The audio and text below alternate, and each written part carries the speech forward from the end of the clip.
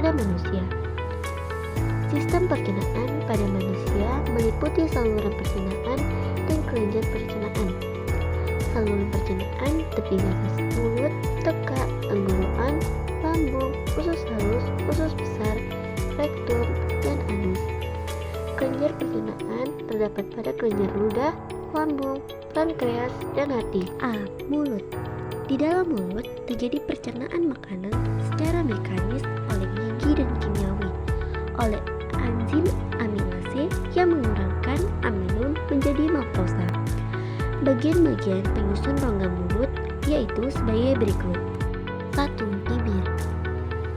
Pada mulut terdapat bibir yang berfungsi menerima makanan dan membantu menghasilkan suara. 2. Gigi.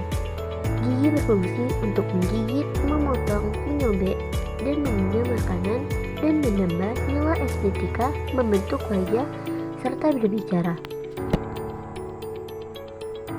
Struktur gigi terbagi atas 3 bagian yaitu mahkota atau korona atau bagian yang terlihat, leher gigi atau kunum atau yang diselubungi oleh gusi, akar gigi atau radix atau bagian yang tertanam di dalam rahang.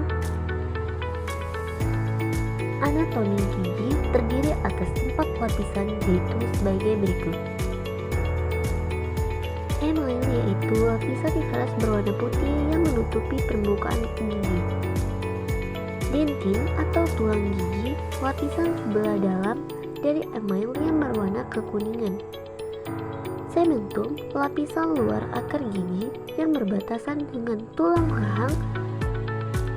Pulpa atau rongga gigi, di dalamnya terdapat pembuluh darah dan selaput saraf. Berdasarkan bentuknya, gigi dapat dibedakan menjadi 4 macam, yaitu sebagai berikut. 1. Gigi seri, 2. Gigi taring, 3. Gigi geraham depan, 4. Gigi geraham belakang. 3. Lidah. Lidah berfungsi untuk menggerakkan makanan saat dikunyah atau ditelan, mengecap rasa, dan membantu produksi suara untuk berbicara. Pada permukaan lidah terdapat papila-papila yang berbentuk tekstur kasar. 4. Kelenjar saliva. Di dalam mulut terdapat 3 pasang kelenjar saliva yaitu kelenjar parotid sublingual. Fungsi saliva yaitu sebagai berikut. 1. Melarutkan makanan untuk mengecap rasa. 2. Melembabkan dan melumasi makanan agar mudah ditelan. 3. Menguraikan amilum menjadi maltosa karena mengandung enzim amilase. 4. Membuang asam urat, urea, virus, logam, dan obat-obatan yang diekskresikan ke dalam saliva. 5. Membersihkan rongga mulut dan mencegah kerusakan gigi. Komposisi saliva yaitu sebagai berikut. 1. Sekresi serosa. 2. Sekresi mukus. B. Faring. Faring berbentuk seperti tabung yang berhubungan dengan rongga hidung, rongga telinga tengah, dan laring. Faring berfungsi untuk membawa makanan dari rongga mulut menuju esofagus. J. Kerongkongan atau esofagus. Esofagus berfungsi menggerakkan makanan dari faring ke lambung dengan menggerakkan peristaltik mukoso. Esofagus memproduksi mukus untuk melumasi dan melindungi esofagus tetapi tidak menghasilkan enzim pencernaan. D. Lambung. Lambung adalah organ pencernaan yang berbentuk seperti huruf J terletak di rongga perut bagian atas sebelah kiri di bawah diafragma. Lambung terbagi menjadi 4 bagian yaitu kardial, fudus, badan lambung terbesar, dan pilorus.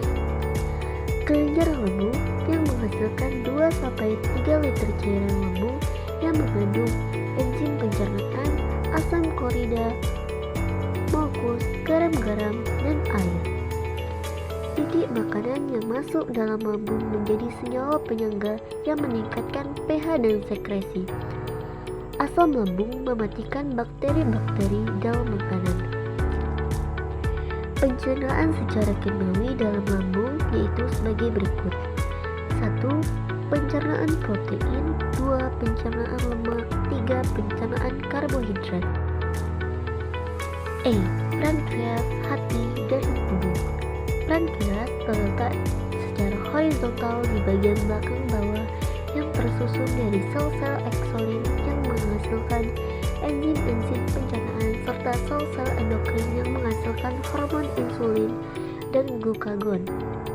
Enzim-enzim pankreas yaitu sebagai berikut: 1. Trypsinogen, 2. kimetropsin, 3. lipase, 4. amilase, 5. karbonidase, amilasidase, dan peptidase. Hati memiliki beberapa fungsi dalam sistem pencernaan, yaitu sebagai berikut: 1. Menyekresikan empedu untuk mengamuliskan dan mengabrasi lemak. 2. Mempertahankan homeostasis gula darah. 3. Menyimpan gula dalam bentuk glikogen dan mengubahnya kembali menjadi glukosa. 4. Menyintesis lemak dari karbohidrat dan protein.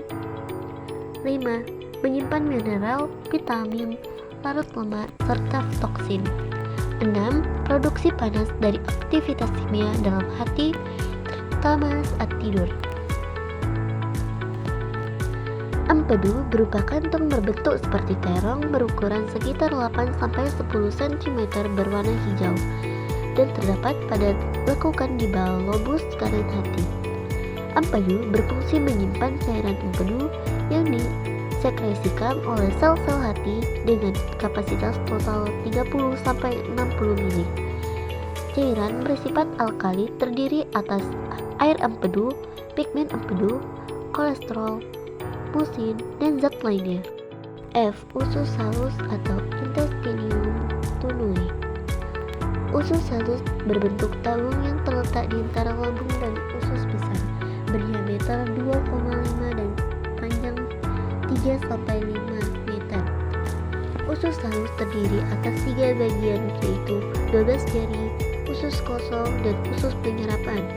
Struktur usus halus memiliki banyak jontot usus yang berfungsi memperluas permukaan penyerapan sehingga makanan dapat terserap sempurna.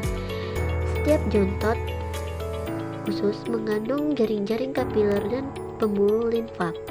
Pada usus halus terjadi pergerakan perislatik dari korslatik ritmik, otot polos longitudinal, dan sirkuler yang menggerakkan thymus ke arah bawah di sepanjang saluran.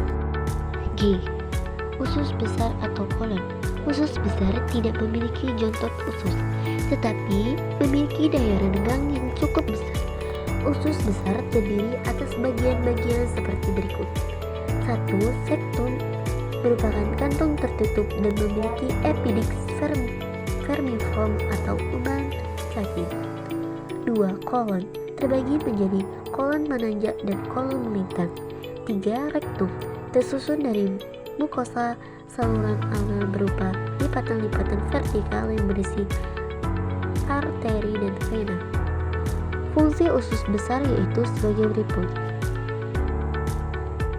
1. Mengabrasi 80-90% air dan elektrolit dan dari thymus yang tersisa sehingga thymus menjadi semi padat.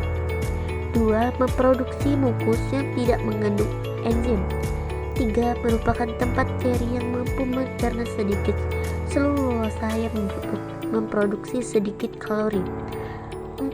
Mengeluarkan zat sisa atau berupa fases.